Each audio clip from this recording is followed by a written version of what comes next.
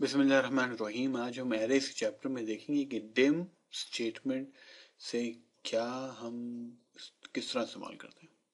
इससे पहले हम प्रोग्राम में हमने देखा कि हमारे पास इस किस्म की प्रॉब्लम थी कि हम प्रोग्राम्स बना रहे थे जिसमें हम स्टूडेंट्स को उनका नाम हम स्टोर कर रहे थे अपने प्रोग्राम में। लेकिन जिस तरह हमने लास्ट प्रोग्राम में लास्ट एपिसोड में हमने ये डिस्कस किया कि हमारे पास डिफरेंट क्लासेस हैं। फॉर एग्जांपल वो क्लास 1 है, क्लास 2 है, क्लास 3 है। किसी में 10 बच्चे हैं, किसी में स्टूडेंट्स हो गए, किसी में 10 बच्चे हैं, किसी में 15 हैं, किसी में 14 हैं। और हो सकता है कि 4th क्लास जो हो उसमें बच्चे पता नहीं कितने हो। ठीक है, तो लेकिन हम ये क्या भी हमारा स्कूल जो है ना, जब हमने अपना स्कूल खोला हुआ, चलो तो ठहर जाते,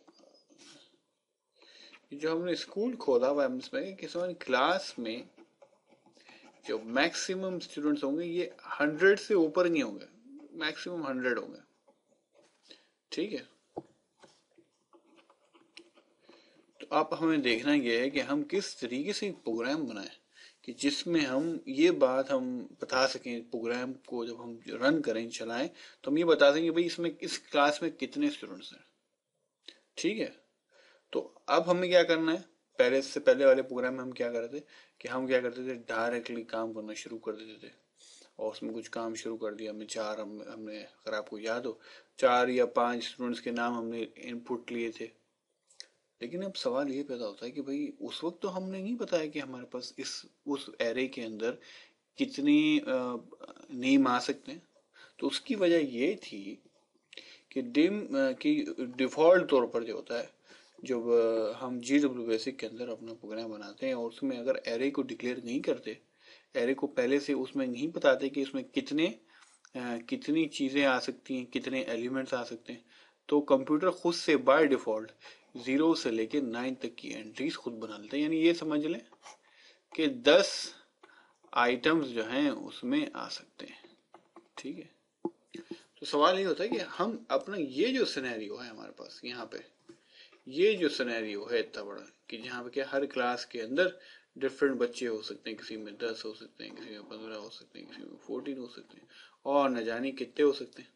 तो इस तरह हम इनको किस तरीके से सॉल्व करेंगे, कैसे करेंगे?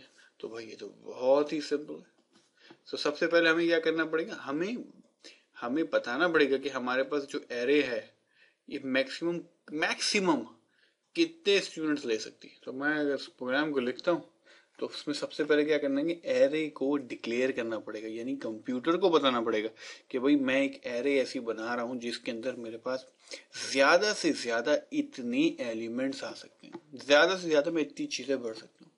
तो इसके लिए जो हम स्टेटमेंट इस्तेमाल करते हैं ये है वो डिम स्टेटमेंट।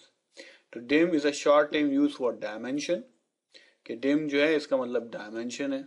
और इसमें जो है आप सबस्क्रिप्ट, जिससे पहले आपने पढ़ा कि सबस्क्रिप्ट क्या होता है कि एरे का नाम, सही है ना, उसके बाद जो यहाँ जो हम लिखते हैं ये सबस्क्रिप्ट होता है।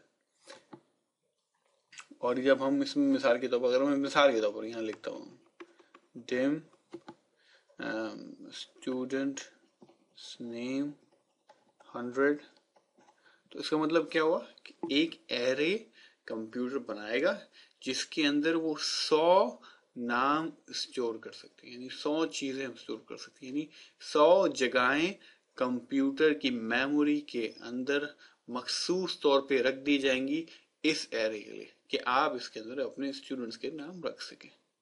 ठीक है, ये सिंपल स्टेटमेंट है जिसके थ्रू आप कंप्यूटर को बता सकते हैं कि भाई एक एरे आने वाली है जिसका नाम स्टूडेंट नेम है और उसमें 100 एलिमेंट्स होंगे। अब आइए हम एक प्रोग्राम देखते हैं, उससे समझते हैं कि किस तरीके से हम एरेज को डिक्लेयर कर सकते हैं और किस तरीके से हम वैल्यूज को भर सकते हैं और किस तरीके से हम उनको प्रिंट कर सकते हैं।